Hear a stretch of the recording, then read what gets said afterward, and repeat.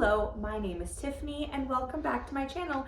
If you're new here, I'm a homeschooling mom to a first grader, a pre-K, and then I do have one more. I have a 1-year-old. Obviously she's not doing homeschool, but today I'm going to be talking about what our plans are for November. So if you're ready to chit chat with me, grab yourself a cup of coffee. I have tea.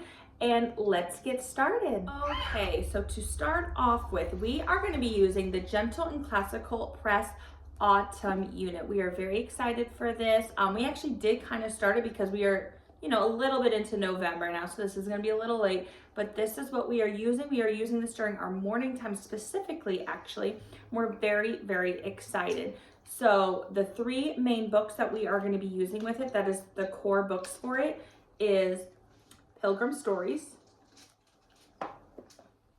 Children of the Longhouse. As you can see, we already started this, and The Year at Maple Hill Farm. This was a really cute book, I'm not gonna lie. I'm so glad that we own this and this is not a library one. Some other books that are also a part of it that we are going to be reading with it, and most of these are from the library. I own very, very few of these. So one of the books that we're going to be using is How Do Apples Grow? Why Do Leaves Change Colors? Encounter, this is another book that we actually do own. Columbus, this is another one we do own. Another one that we do own that is part of the curriculum is Hiawatha and the Peacemaker. Squanto's Journey is another one that we own. Another book that is a book that we're using with this curriculum is Winter is Coming. I got this one at the library. This was honestly a really, really cute book. We did read this one this past week and it was really, really cute. 3 Young Pilgrims. And DK the Mayflower.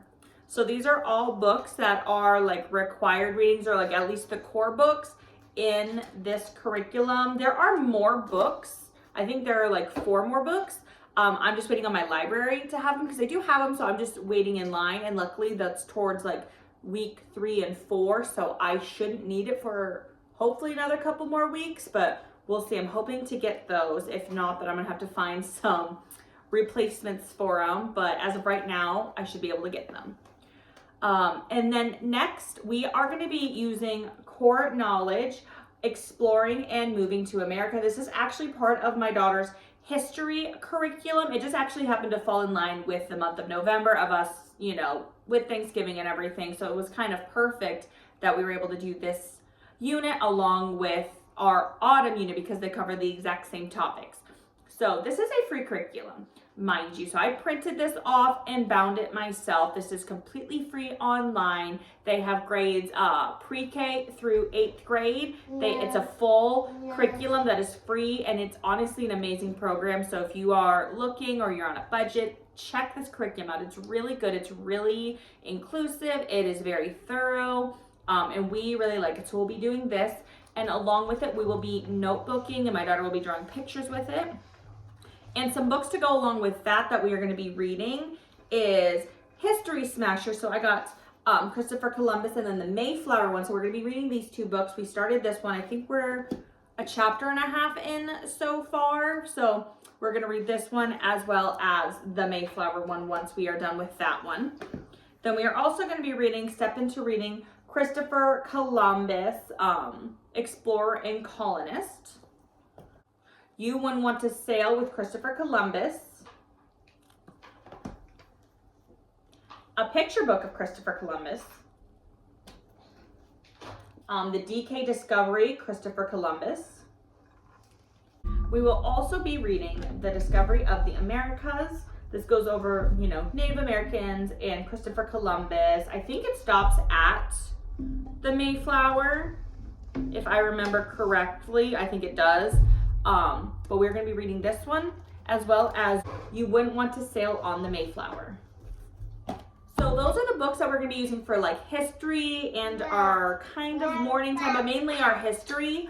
So what we're also going to be hoping that we're able to get to is reading Heartwood Hotel as like a free read, or as like a you know, a literature read. I've heard really good things about this, so we're gonna try to read it and hopefully it goes well. I would also like to get to reading Charlotte's Web. Me and my daughter have, well, I haven't read it in a while, but my daughter hasn't read it, and I feel like she is, you know, the perfect age to actually be able to read it and enjoy it. So I'm really hoping that we can really get to this book, especially since we're supposed to be learning about farms in, I think, like a week or so. So I think this would go perfect, you know, with it as fall and what we're supposed to be learning for science. And I really think she would enjoy, you know, it's such a sweet story. So really hoping we get to this.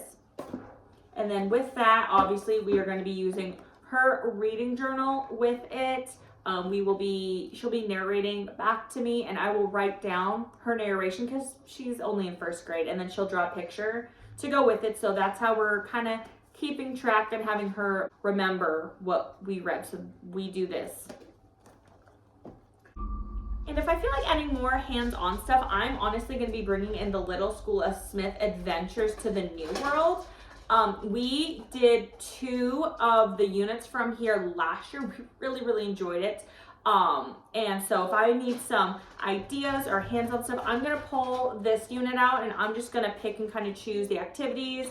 I might, if we have extra time or we want to do more, I will pull in the Mayflower unit to go along with it. That one's still kind of up in the air, but if I feel like we need something extra, I'll pull that in. But I think, you know, we have plenty, so I'm just going to try to pull in hands-on activities from here. Then lastly, I know this is already kind of a lot of books and literature as we're a literature homeschool family, but I like to give a variety to my children. I want them to have as much knowledge and perspective as they can, so I have a lot of resources that I like to bring in to show my kids so they can build their knowledge. So one more thing is if we have time or my daughter just needs something different, we're going to be bringing Blossom and Root's book seed, Frederick. So we have the book right here. This is just a STEM unit activity. My kids love hands-on activities. So if we feel like, or I feel like we just need something extra, I'm going to bring this. And we have a lot of like the extra book recommendations and like readings that we need. So if I feel like we need something extra hands-on, I'm going to bring this in. This is the book that accompanies it. So you read this book and then you do the like one or some of the activities. I think this goes over for 2 weeks. I would condense it into probably like a week or so, or pick and choose the activities that I want to do with it. Well, thank you so much for chit-chatting with me and letting me tell you about all about our November plans. I know it might have seemed like a lot. There were a lot of books, but this is going to be spread out throughout 4 weeks that we are going to be doing this. So, and you know, that's, once it's spread out, it doesn't seem like a lot. But thank you so much for hanging out with me. If you like this video, please don't forget to like and subscribe and leave a comment.